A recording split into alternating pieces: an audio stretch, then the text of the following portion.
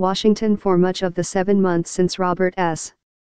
Mueller III was appointed special counsel, President Trump's lawyers have stressed their cooperation with him, believing that the more they work with his investigation, the sooner the president will have his name cleared.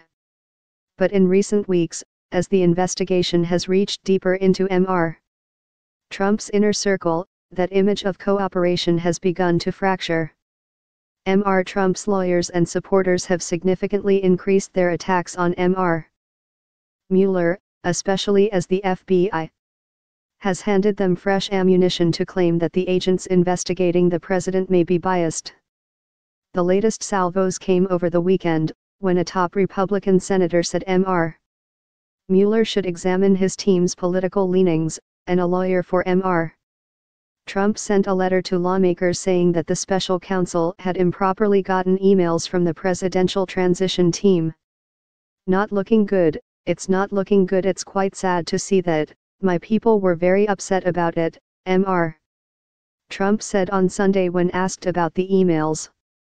I can't imagine there's anything on them, frankly, because, as we've said, there's no collusion whatsoever. While Mr. Trump also said he was not considering firing Mr. Mueller, the mounting attacks have fueled concerns among Democrats that he is preparing to do so. Eric H. Holder Jr., President Barack Obama's first Attorney General, said on Twitter on Sunday that any such move would be an absolute red line. Legal experts said there was no indication that Mr. Mueller, who has wide power to obtain documents through written requests, subpoenas and search warrants, improperly obtained the transition emails.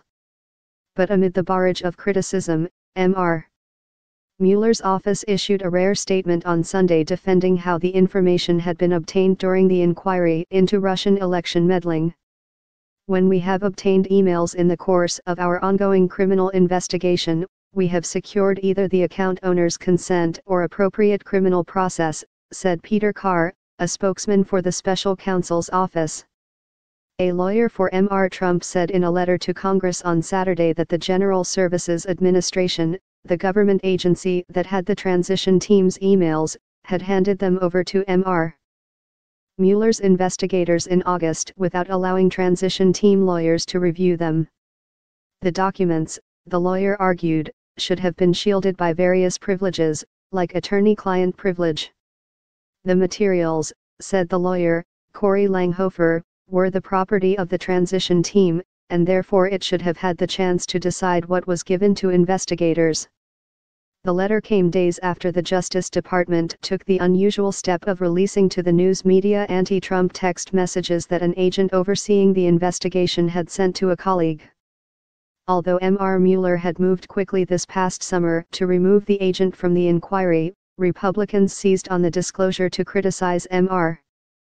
Mueller and the FBI.